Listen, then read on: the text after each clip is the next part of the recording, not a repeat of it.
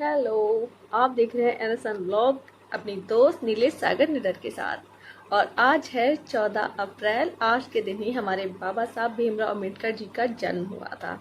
तो आप सभी साथियों को प्रथम अम्बेडकर जयंती की हार्दिक शुभकामनाएं मेरी तरफ से आपको, आपके पूरे परिवार को। और आज मैं आपको बताने जा रही हूँ बाबा साहेब ने महिलाओं के लिए क्या क्या किया। जो महिलाएं कहती है ना कि भाई हमें तो भगवान ने सब कुछ दिया है, तो उनको मैं बताना चाहती हूँ, उनकी आंखें आज खोलना चाहती हूँ। आप सब लोग ये पूरा वीडियो ज़रूर देखना और प्लीज़ शेयर करना, है ना। और मैंने वो सारी चीज़ें मैंने नोट की हुई हैं, क्योंकि मैं किसी भी चीज़ में गलती नहीं करना चाहती कि मैं बोलूँ कुछ और हो कुछ। ऐसा होता है ना कि लोग जो जोश में बोल देते हैं, परंतु वो चीज़ सत्य नहीं होती है ना। वो चीज़ मैं एक से शुरू करती हूँ। पहला अधिकार महिलाओं के लिए बहुपत्नी की परंपरा को खत्म करने का, नारियों को सम्मान दिलाने का अधिकार दिया।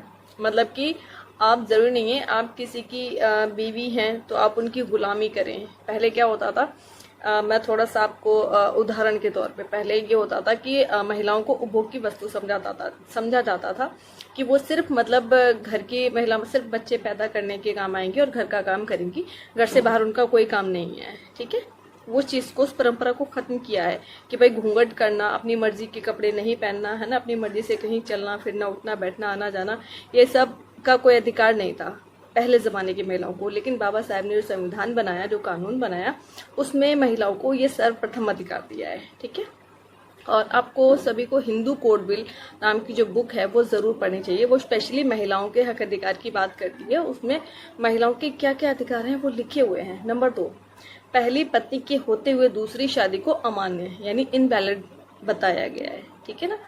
ये भी सच है कि अगर पहली पत्नी अब डाइवोर्स नहीं देती है तो आपकी दूसरी शादी को वैलिडेशन नहीं मिलेगा। लोग कर लेते हैं, ठीक है ना, लेकिन वो वैलिड नहीं मानी जाती है। बेटे की तरह, जैसा कि पहले जो चलन था कि भाई, ये तीसरा पॉइंट मैं बता रही हूँ कि पहले बेटों को ही प्रॉपर्टी का राइट था। जो फादर की प्रॉपर्टी होती थी या दादा की संपत्ति होती थी। लेकिन बाबा साहेब ने बेटों की तरह बेटियों को भी प्रॉपर्टी में बराबर का अधिकार दिया है। ठीक है, तीसरा। चौथा, बच्चे को गोद लेने का अधिकार। जैसे कि बहुत सी महिलाएं हैं जिनके बच्चे नहीं होते हैं, तो उनको राइट नहीं था पहले कि वो बच्चे को अडॉप्ट कर पाएं या गोद ले पाएं, तो बच्चा गोद लेने का अधिकार भी बाबा साहब ने दिया है। तलाक लेने का अधिकार। पहले क्या होता था कि कितना भी बुरा हो जाए, कितनी मारपीट हो जाए, कितनी कलह कलेश हो जाए, तो पहले प्रावधान था कि नहीं भाई, तुम्हारी जो अर्थी उठेगी ना वो तुम्हारे पति के घर से ही उठेगी। आपको तलाक लेने का राइट नहीं था। अगर विधवा भी हो गई हो, पति की डेथ हो गई है, तो भी आपको मतलब कि जो ससुर होता था या तो वो रखता था या जेठ ने रख लिया। महिलाओं को मतलब अधिकार ही नहीं था उस तरह से जिंदगी जीने का। या फिर मान लो कि मारपीट हो रही है या कुछ भी हो रहा है तो सहन करो, लेकिन अपनी पति के, कहते हैं ना, पति के कंधे से ही अर्थी उठ के जाएगी तो स्वर्ग मिलेगा। लेकिन नहीं, अगर आज की डेट में पति मारपीट करता है, शोषण करता है, आपके साथ में कुछ गलत करता है, ठीक है, किसी भी तरह का कोई हरासमेंट करता है, तो आप जाकर के कोर्ट में तलाक ले सकती हैं। ये अधिकार बाबा साहब ने दिया था। प्रसव जो डिलीवरी का टाइम होता था, औरतें जो प्रेग्नेंट होती थी, ये मैं आपको छठा अधिकार बताने के लिए जा रही हूँ। इसमें प्रसव का छुट्टी का प्रावधान, मतलब कि प्रसव से पहले यानी डिलीवरी से पहले जो महिलाएं प्रेग्नेंट होती थी, उनकी डिलीवरी से पहले उनको छुट्टी, जिसका कोई पैसा नहीं कटेगा, ठीक है ना, वो अधिकार भी बाबा साहब ने दिया है। समान काम करने के लिए पुरुषों के बराबर वेतन पाने का अधिकार। मतलब कि समान काम करने के लिए, मतलब अगर आप पुरुषों के बराबर काम कर रही हो तो आपको बराबर वेतन मिलना चाहिए। भेदभाव नहीं होना चाहिए कि भाई आदमी जो है, जो पुरुष है, उसका वेतन ज़्यादा होगा और महिला है तो वेतन कम होगा। नहीं, उसके बराबर होगा, कम नहीं होगा, बराबर वेतन पाने का अधिकार। 9वां पॉइंट है भूमिगत कोयला खदानों में महिलाओं के काम करने पर रोक लगाया। जो कोयले की खदानें होती हैं, जहाँ पर कोयला निकलता है, वहाँ पर पहले महिलाओं से काम कराया जाता था, लेकिन बाबा साहब ने इस चीज़ को खत्म किया है कि नहीं, मतलब वहाँ पर क्योंकि जान जाने का खतरा ज़्यादा रहता है और बहुत ज़्यादा, मतलब जो कोयले की खदानें होती है वहाँ से बहुत सारी गैसेस वगैरह ये चीज़ें निकलती हैं, इसलिए जो भूमिगत मतलब कोयला जो निकलता है वो ज़मीन से ही निकलता है। उस चीज़ पर महिलाओं के काम करने, मतलब खदानें वगैरह धंस गई, महिलाओं की डेथ हो गई, तो उनका पूरा परिवार जो है मान लो बिखर जाता था, या मान लो किसी के छोटे छोटे बच्चे हैं तो वो अनाथ हो जाते थे। इस वजह से जो खदानें होती हैं कोयले की, है ना, उनमें काम करने के लिए रोक लगाइए। अब मैं बात करती हूँ 10वें पॉइंट की। काम करने की अवधि 12 घंटे से घटाकर 8 घंटा की। पहले क्या होता था कि पहले 12 घंटे काम करना पड़ता था, ठीक है ना। जो लोग कहते हैं ना कि नहीं बाबा साहब ने हमारे लिए क्या किया है, तो भाई साहब 8 घंटे। आज की डेट में कोई भी 12 घंटे, अगर कोई आपसे एक्स्ट्रा काम करवाता भी 8 घंटे के बाद में, तो वो आपको डबल पैसे देगा, डबल पैसे देगा पर आवर के हिसाब से, ठीक है ना। तो पहले 12 घंटे की जो सैलरी आपको मिलती थी, अब वो सैलरी 8 घंटा काम करने की मिलती है। 12 घंटे का प्रावधान खत्म कर दिया है। अगर आप एक्स्ट्रा जॉब करते हो, एक्स्ट्रा टाइम करते हो, तो उसका वेतन आपको अलग से दिया जाएगा। ये आपके ऊपर डिपेंड करता है, ठीक है। 11वां पॉइंट है स्त्री पुरुष असमानता को खत्म किया। स्त्री पुरुष पहले क्या था कि सारी जो फैसिलिटीज जो थी, जो चीजें होती थी, वो सारा एक तरह से क्रेडिट कह ले, वो सारा पुरुषों को दिया जाता था हर चीज में, कि भाई पुरुष ही घर का मुखिया है, औरत घर की मुखिया नहीं बन सकती, औरत घर नहीं चला सकती, औरत नौकरी नहीं कर सकती, औरत पर्स नहीं रख सकती। औरतों को आज़ादी ही नहीं थी कि वो फ्रीडम से अपनी लाइफ को जी पाए, कि उनको क्या कपड़े पहनना है क्या नहीं, ये उनकी फैमिली परिवार उनका तय करता था कि नहीं बहू को साड़ी पहननी है कि सूट पहनना है या क्या करना है, कहाँ आना कहाँ जाना, सारी हर तरह का रिस्ट्रिक्शन था महिलाओं के ऊपर। जबकि पुरुषों के ऊपर ऐसा कोई रिस्ट्रिक्शन नहीं था, वो अपनी मर्जी की जिंदगी जी सकते थे, और आज भी वो जी रहे हैं। तो वो जो बराबरी है ना, कि कपड़े पहनने तक का अधिकार जो है ना, जो आज़ादी से आप जीन्स पहन लो, स्कर्ट पहन लो, शर्ट्स पहन लो, कुछ भी पहन लो, कहीं भी किसी भी कहते हैं रेस्टोरेंट में चले जाओ, बड़े से बड़े होटल में चले जाओ, है ना। प्रॉपर्टी को खुद खरीदना, परचेज करना, सेल करना, हर जगह हर फील्ड में बराबर पुरुषों के बराबर काम करना, वो बराबरी का अधिकार बाबा साहेब डॉक्टर भीमराव अम्बेडकर जी ने दिया था।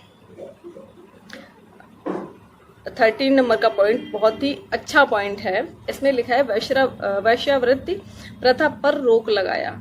जो वैश्यावृत्ति जो होती है, उस प्रथा पर बाबा साहब ने तो रोक लगाई है, लेकिन गवर्नमेंट उस चीज को खत्म नहीं कर रही है। गवर्नमेंट ने उसको एक बिजनेस टाइप का जो होता है ना, और कुछ महिलाओं ने भी, महिलाओं को आज़ादी तो देखो बाबा साहब ने दी है, लेकिन महिलाएं आज भी उसका मिसयूज कर रही हैं। जबकि बाबा साहब ने वैश्यावृत्ति करने वाले या फिर जो वैश्यावृत्ति करवाते हैं जो लोग दलाल टाइप के, उन पर रोक लगाई है।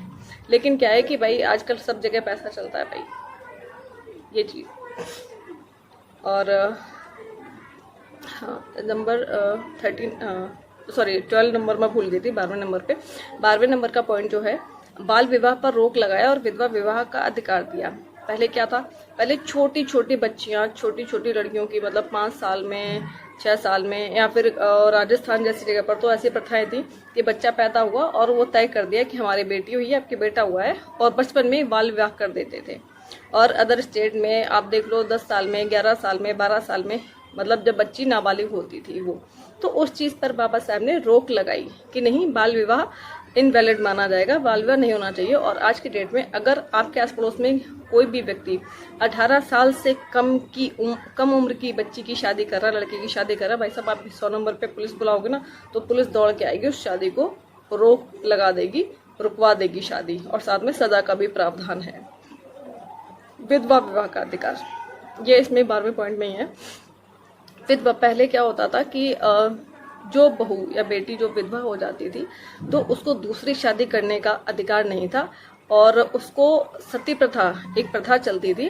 तो अगर पति की डेथ हो गई है, तो उस लड़की को, उस बच्ची को भी जबरदस्ती सती होना पड़ता था। मतलब मैं आपको एग्जाम्पल के तौर पे समझा रही हूँ।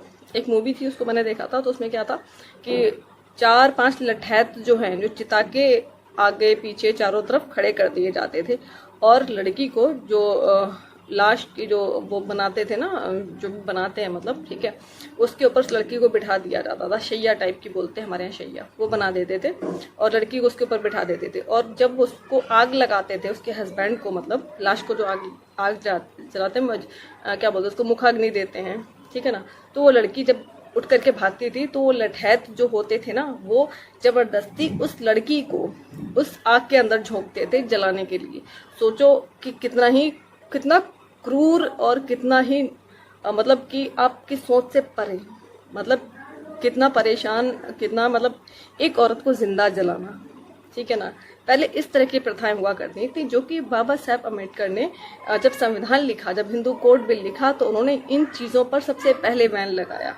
और आज की डेट में औरतें बाबा साहब के नाम लेने से भी मतलब शर्माती हैं, चूकती हैं ये चीज़ें। चलिए अब आते हैं 14 पॉइंट पर। 14 नंबर, धार्मिक स्वतंत्रता का अधिकार।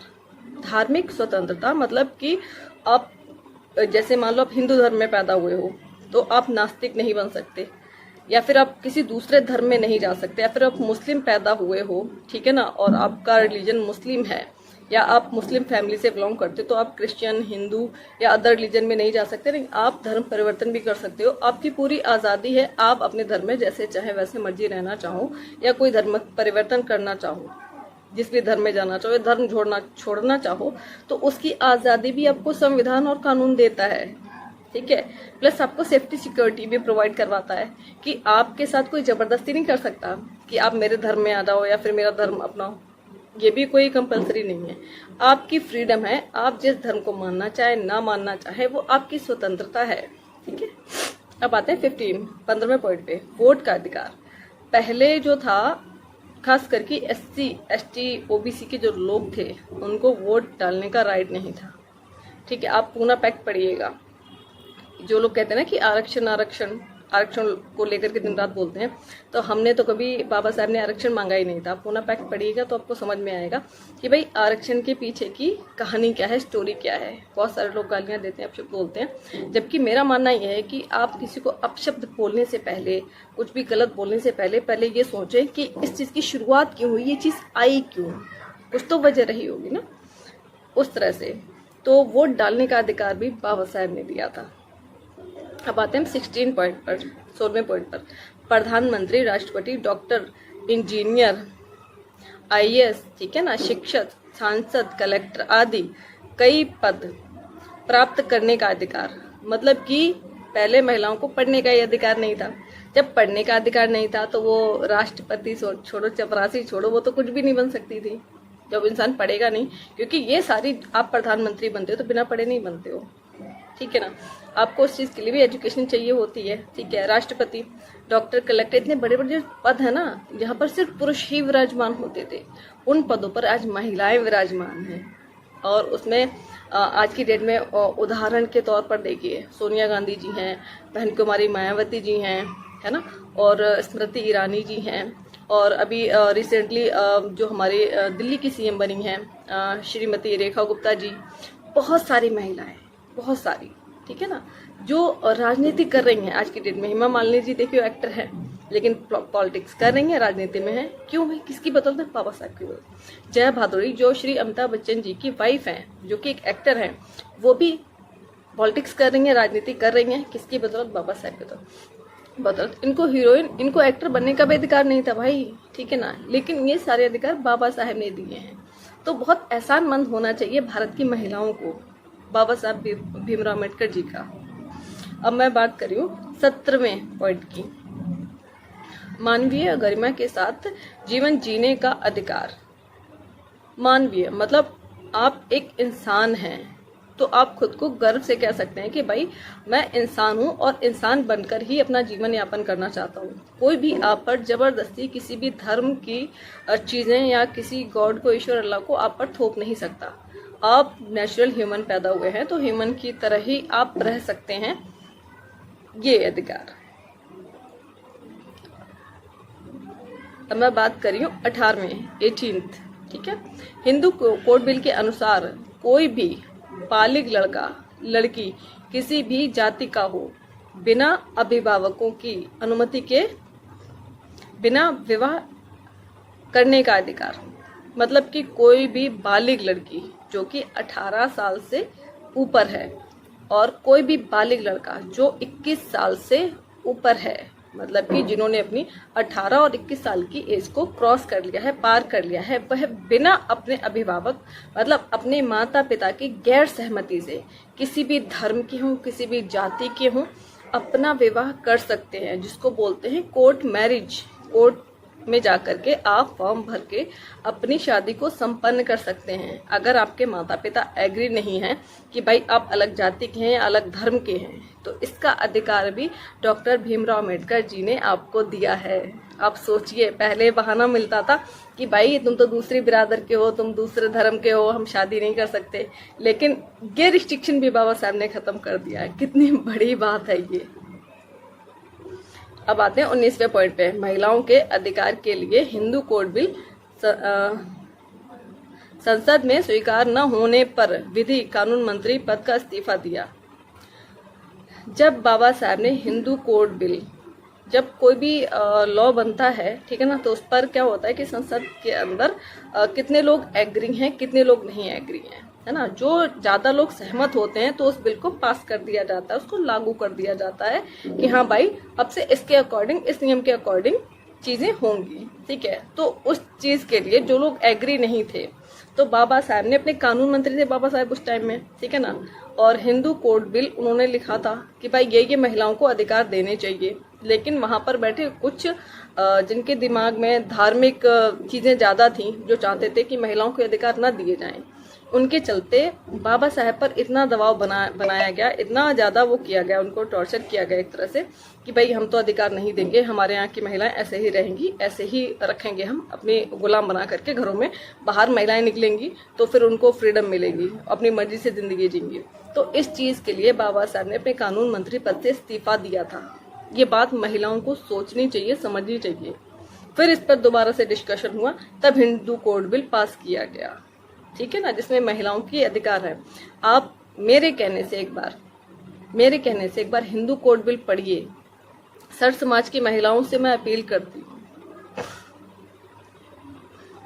नंबर 20 पर है, 20 पर, हिंदू कोड बिल ने ब्राह्मणवाद के चंगुल से महिलाओं को मुक्ति का मार्ग दिखाया।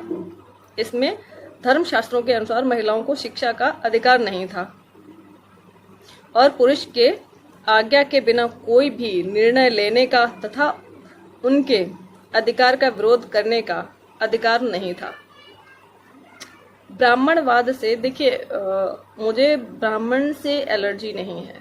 ब्राह्मणवाद का मतलब ये होता है कि एक स्ट्रक्चर बनाया हुआ है, मतलब सारे लोग एक जैसे नहीं है, सबके लिए मैं नहीं बोलूँगी। कुछ लोग होते हैं कि धर्म में बिल्कुल रमे हुए होते हैं कि भाई मैं तो तेरे हाथ का खाना नहीं खाऊंगा, मैं तो तेरे को ये नहीं वो नहीं, बराबर बैठने का अधिकार नहीं, वो उस चीज की बात की गई है इसमें, ठीक है ना। तो जो जाति व्यवस्था स्थापित करने वाले लोग थे, उसको फॉलो करने वाले लोग थे, जो धार्मिक लोग थे, धर्म को बहुत ज्यादा कट्टर, देखिए कट्टरता जिस चीज में आ जाती है ना, फिर वो चीज बर्बाद हो जाती है, बेकार हो जाती है। इसी तरह जो हिंदू कोड बिल जो लिखा गया था, तो इसमें ब्राह्मणवाद को लेकर के बाबा साहब ने लिखा था कि भाई जो मनुस्मृति थी, महर्षि मनु जो थे, वो चाहते थे कि भाई महिलाओं को कोई भी अधिकार ना दिए जाएं, वो सिर्फ घर में रहें, भोग की वस्तु की तरह रहें, उनको बाहर निकलना, नौकरी करना, शिक्षा का अधिकार, ये सब अधिकार ना दिए जाएं, जो कि मैं पहले पॉइंट में आपको बता चुकी हूँ, ठीक है ना। तो उस चीज से बाहर निकालने का जो क्रेडिट जो जाता है ना, जो धर्म से और ब्राह्मणवाद से, गुलामी वाली प्रथा से निकालने का जो श्रेय जाता है, जो क्रेडिट जाता है, वो डॉक्टर भीमराव अम्बेडकर को जाता है, क्योंकि उन्होंने इस चीज के लिए बहुत लड़ाई लड़ी है, बहुत सारा, कितना उनको पढ़ना पड़ा होगा उस टाइम में, तब जाकर के उन्होंने ये चीजें लिखी हैं, है ना। और फिर इसको इम्प्लीमेंट करना, देखो लिखना अलग चीज है कि मैं आज कोई भी चीज लिख दूं, मैं घर बैठ के कुछ भी लिख सकती हूँ, ठीक है ना, ये अधिकार है मुझे, लेकिन उस चीज को कानून, मतलब कि पूरा उस देश उस चीज को माने, उस चीज को फॉलो करे, ठीक है ना, उसको इम्प्लीमेंट करवाना बहुत मुश्किल होता है, क्योंकि हर इंसान का दिमाग अलग काम करता है।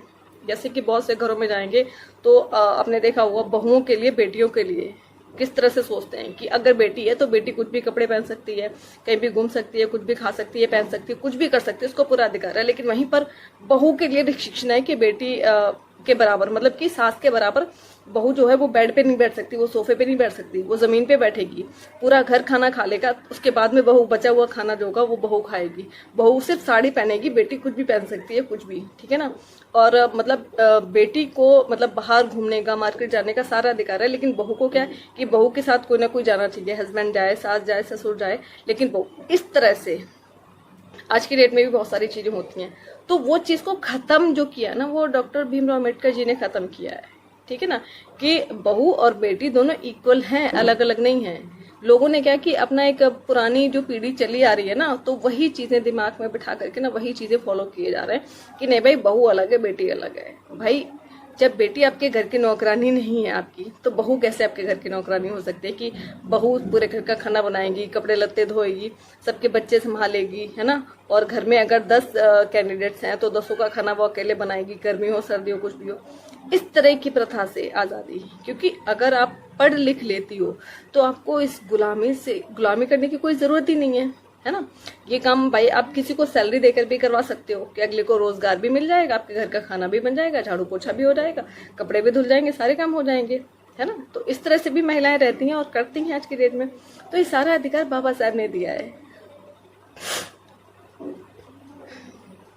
और हाँ, इसमें एक चीज बड़ी अच्छी लगी मुझे जो लिखी है 20वें पॉइंट में, कि पुरुष की आज्ञा के बिना, मतलब कि पहले के आज भी बहुत सारे घरों में होता है, लोग उस चीज को फॉलो नहीं करते हैं कि कोई भी हस्बैंड वो आपसे जबरदस्ती अपनी चीजें नहीं मनवा सकता। अगर आपका डिसीजन है कि मैं अपने नाम से अपने नाम से प्रॉपर्टी परचेज करना चाहती हूँ, तो आपका पति आपको नहीं रोक सकता। आप अपनी मर्जी से अपने नाम से प्रॉपर्टी खरीद सकते हैं, अपनी मर्जी से कपड़े पहन सकते हैं। इसके लिए पति की परमिशन की इतनी जरूरत नहीं है कि भाई मैं क्या पहनूं, क्योंकि कपड़े पहनने से पहले पति तो आपसे नहीं पूछता है कि भाई मैं क्या पहनूं क्या नहीं पहनूं। वो कच्छा डाल के निकल रहा है बाहर घूमने के लिए, वो जीन्स पहन ले, कैपरी पहन ले, कुछ भी।